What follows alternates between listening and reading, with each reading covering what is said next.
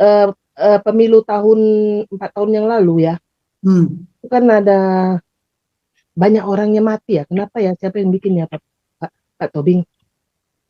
Kan banyak yang Mau saya mati. jawab? Udah tuh Mau saya jawab? kasusnya nggak diangkat lagi.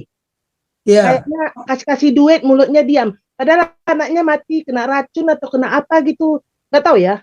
Itu sampai sekarang masih pertanyaan sama saya. Apa yang terjadi, Pak Tobing? Silakan. Baik, jadi begini ya. Saya kebetulan caleg waktu itu. Oh, Nah, jadi saya di Labuan Batu waktu di Rantau Prapat lah. Karena dapil saya termasuk Labuan Batu. Kan ada perubahan paradigma. Pada saat pemilu kemarin, pilkada kemarin ya, itu ada perubahan paradigma. Perubahan paradigmanya apa? Pemilihan caleg, pilkada sama presiden jadi satu. Saya kan sudah mengatakan, kalau ada perubahan paradigma, kesuksesan masa lalu itu menjadi bergerak ke titik nol. Tidak ada kesuksesan yang kita masa lalu tidak memberikan jaminan apa-apa dan akan menyebabkan konflik. Saya di TPS yang saya kebetulan ada di situ, kenapa? Dia sampai malam. Ada jam 3 malam tuh belum selesai dia. Coba dari pagi. Dan mereka waktu di TPS-TPS itu mereka tidak dicek kesehatannya. Ya, tidak dicek kesehatannya. Yuk. Ya, thank you Bu Ellen, thank you Pak Jenderal Tobing atas statementnya. Silakan Bapak Ibu yang ada di Zoom meeting ini, bila ada yang bertanya seputaran Pilpres 2024 ataupun mengenai debat Capres kemarin, mungkin ada yang mau ditanyakan atau ada opini-opini, kami persilakan.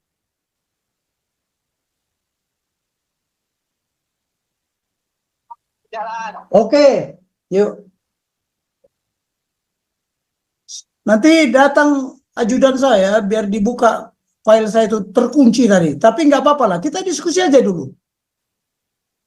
Ada lagi yang mau bertanya? Enggak? Pak, problem solving. Selamat malam, Pak. Ada yang resen nggak? Itu si ulat ganja resen. Halo, ya, halo semua ya. Salam, Ampara, Horas. Horas. Horas. Aku lihat Ampara hari Minggu di Hotel Said di belakang si Hasim. Wah, kurang. Ingat hari Minggu itu, ya maaf ya, tim Ganjar ke Singapura ketemu tim Prabowo. Bahwa bagaimana menegosiasikan supaya si Ganjar ini dapat jatah komisaris, menteri, dan lain-lain. Karena si Ganjar ini udah hopeless. Kenapa hopeless? Karena moncong putih itu udah parah. Ya artinya apa? Sejak Jokowi periode kedua, itu udah rusak parah itu moncong putih. Kenapa aku katakan rusak parah? Contoh, sebenarnya mereka itu pada waktu kasusnya Marsiku sama Firly, Marsiku tuh orang tuh wajib tangkap, bukan lindungi. Itulah goblok mereka kan, berpartai. Namanya partai itu kan komunitas, kelompok. Bagaimana kita membersihkan, ini bukan kritik ya. Itu fatal banget. Marsiku tuh harusnya mereka tangkap. Kenapa mesti takut? Seolah-olah masyarakat 270 juta di Republik ini curiga dan curiga. Itulah framing goblok mereka. Kemudian PDI itu didukung oleh siapa? Mendukung Ganjar. Orang-orang Perindo, Hanura, P3. Itu dari segi politik nggak jelas semua itu orang. Ya kan. Kalau Golkar ini kan luar biasa. Ya kan. maaf aja ya, bukan kita mengkulturkan Golkar. Golkar itu benar-benar partai yang berpartai, kelompok yang berpartai. Jadi ketua umum itu nggak bisa sesuka udal dia menentukan sikap. Tapi akhir-akhir ini dapat dengar informasi tim mudanya mulai membuat hat-trick macam-macam. Nah, itu biasa. Kemudian 2019 ya, PDI itu maaf aja ya, ngeri-ngeri sedap dengan PSI itu. Karena Banteng Muda Indonesia, itu ada namanya Banteng Muda Indonesia. Kalau di Golkar itu namanya AMPI, Angkatan Muda Pemuda Indonesia. Itu underball partai yang militan.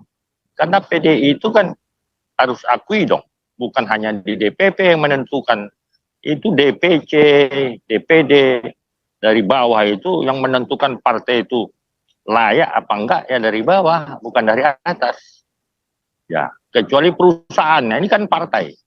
Kalau partai itu nggak bisa dari atas, kebijakannya itu mana bisa suka-suka udalnya. Dari bawah, DPAC, DPC, DPD, baru naik di DPD, mengolah informasi apa yang terjadi di seluruh Indonesia. Jadi PSI itu memang dan Bang Kusumat, salah besar mereka itu cuekin. PSI di samping dikatakan petugas partai, termasuk yang terakhir, pelecehan dengan Jokowi.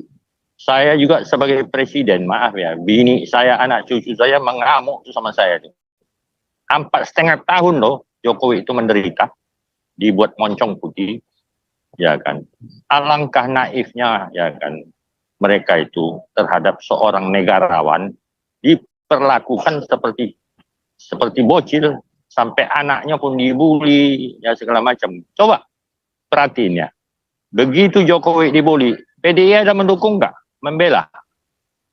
Mau si Marsinton kayak ada nampun tulu, nggak ada itu. Hanya basa-basi aja. Malah mengkritisi kebijakannya Jokowi. Erick Thohir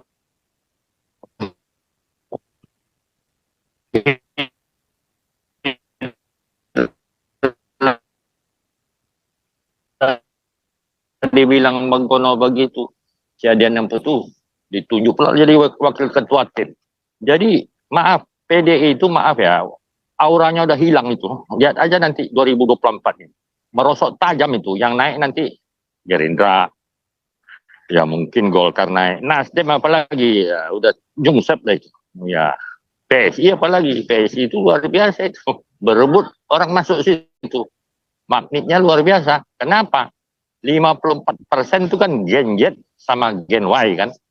Itu kan anak-anak muda ini kan mana pikirnya otak orang-orang tua. Kalian udah tua nggak tahu diri, kami yang mengatur republik. Biasa itu kan, sama dengan anak kita.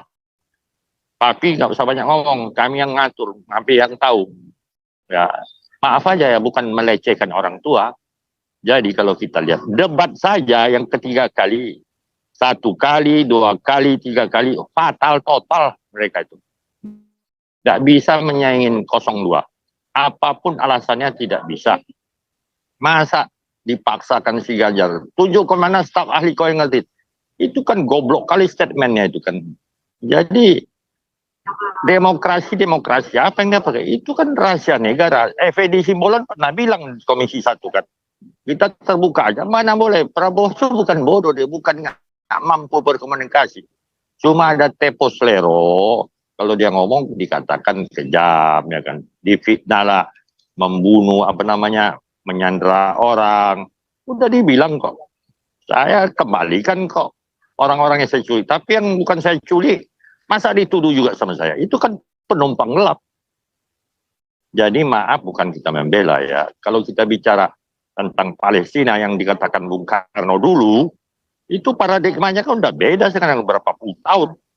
Udah 78 tahun kan, 75 tahun apa 78 tahun. Oke Pak. Palestina. Ya. Terima kasih Pak. Oke. Kita lanjut dulu. Lanjut. Ada penanya selanjutnya mungkin Pak Samsung Galaxy S7 Edge. Silakan Pak. Lalu Pak Hairanus Tarigan, tolong pertanyaannya bisa langsung ya Pak. Jadi Pak Jenderal Tobing bisa langsung jawab. Silakan Pak Samsul. Setuju? Tuh.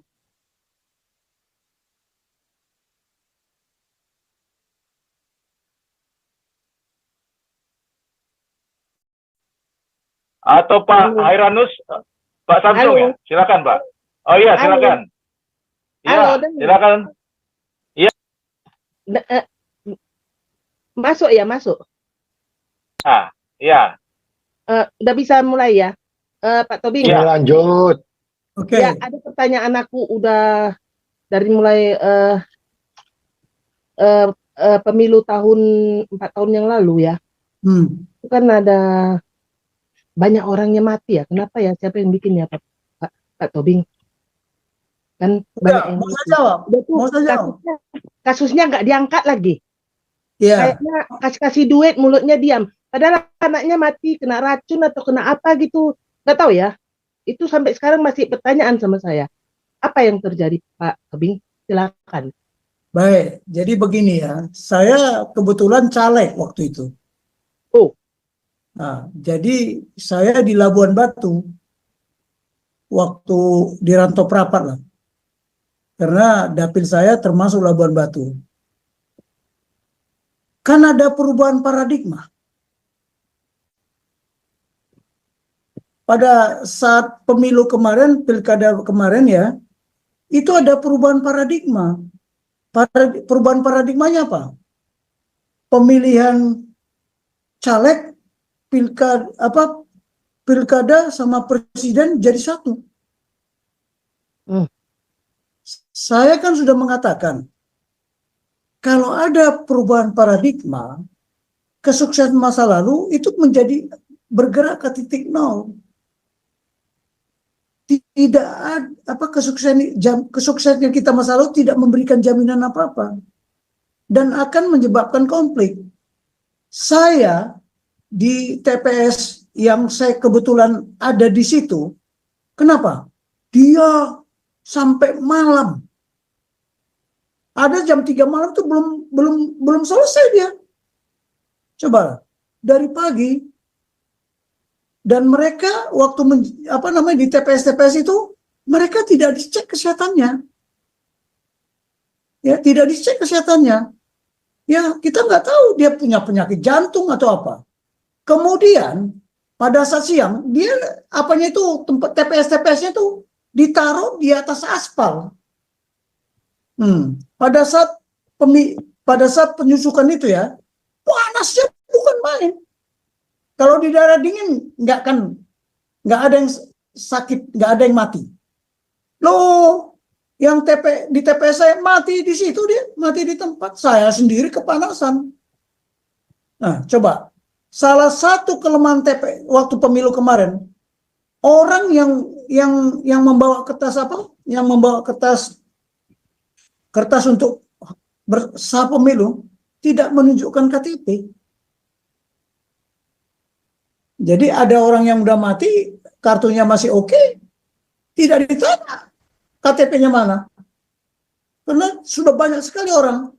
Nah, itu yang sebenarnya yang merasa bersalah Effendi Ghazali. Yang pakar komunikasi itu. Tapi dia kan sudah bilang, saya cabut profesor saya katanya. Nggak tahu apa masih gitu. Tapi itulah, didiamkan kan. Loh, saya mengamati, bukan tidak mengamati. Tahu persis saya. Ada satu orang bisa nyucuk di 5 TPS. Cobalah.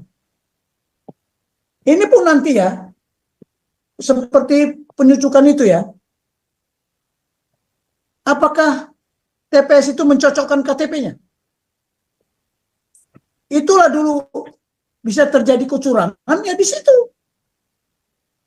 Karena Ibu memilih nggak waktu itu? Enggak, saya di Jerman, Pak. Gitu. Bisa mati gara-gara kerja, dia tuh kasusnya nggak diangkat. Kayaknya dikasih racun, dia tuh dikasih duit dan diem. Ya itulah, saya bilang banyak anggota TPS. Kalau tidak salah sampai 300 orang kalau nggak salah. Banyak.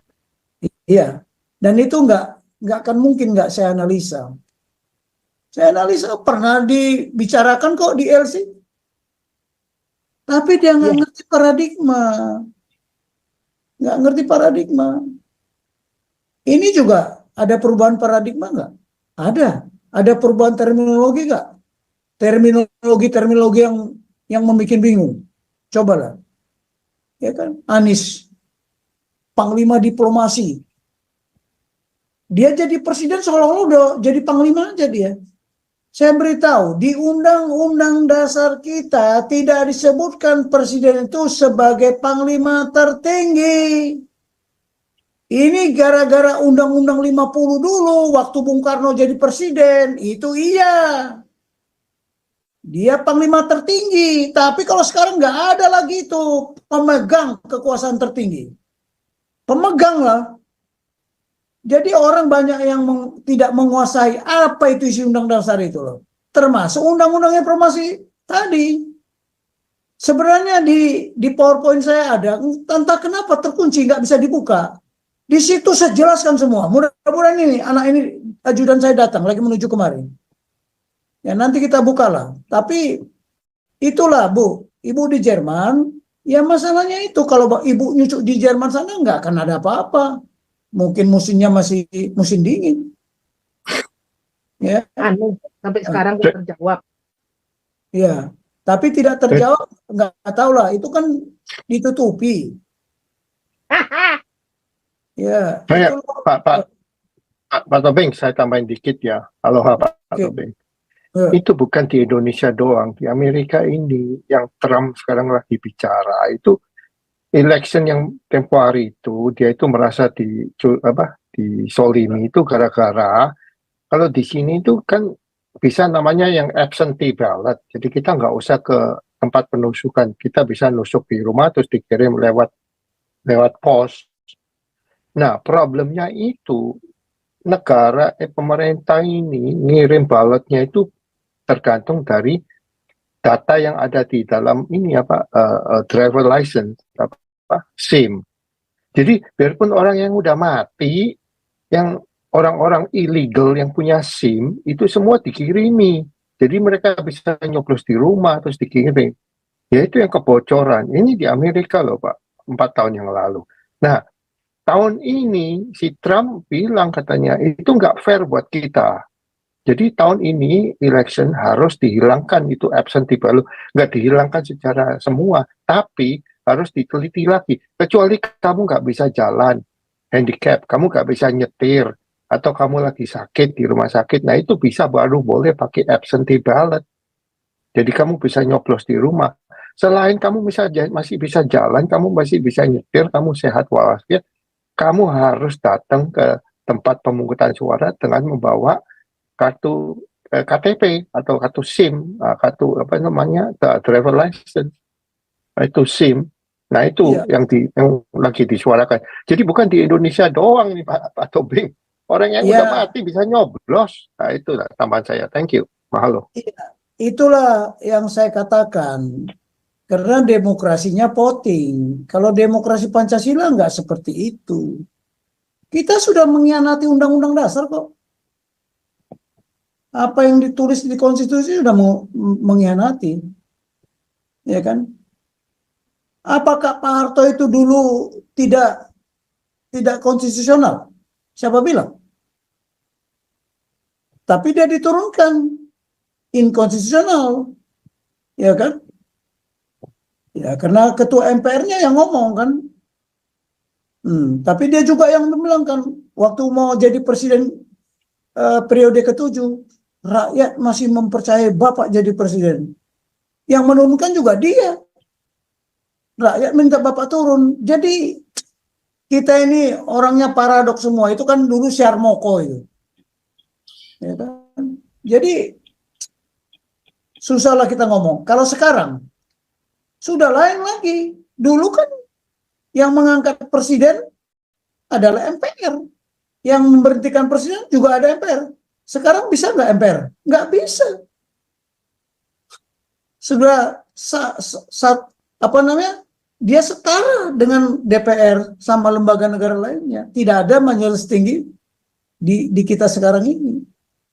Jadi negara Amerika yang sudah berapa ratus tahun melaksanakan demokrasi aja masih belum ketemu benchmarkingnya, ya, belum ketemu benchmarkingnya, patokan yang standar seperti apa.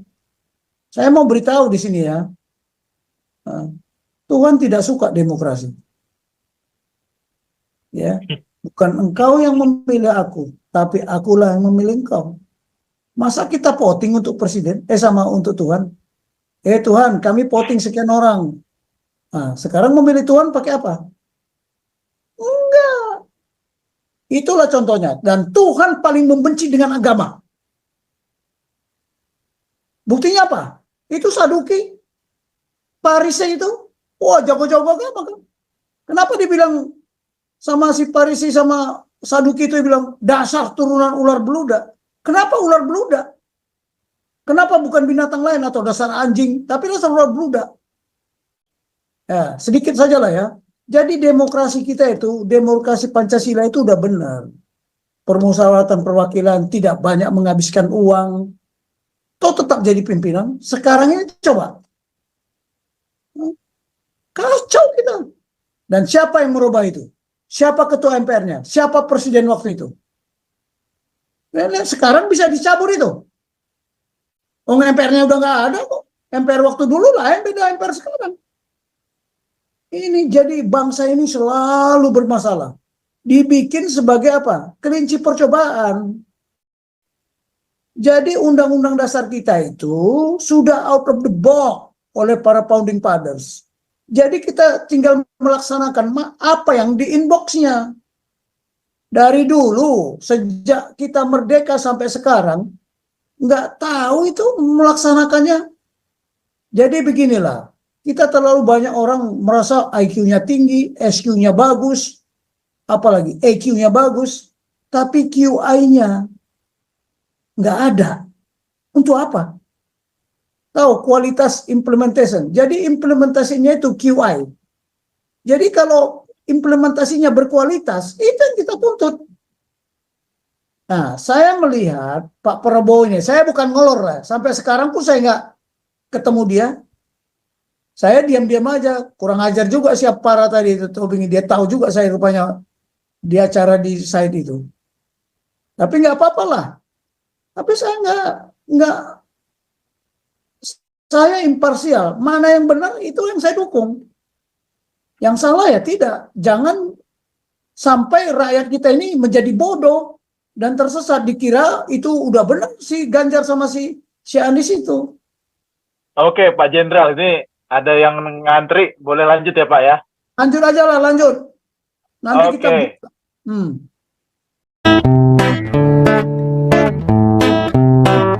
Kau bilang kau menang debat, lawan domba yang sesat. Kau bilang banyak yang tobat.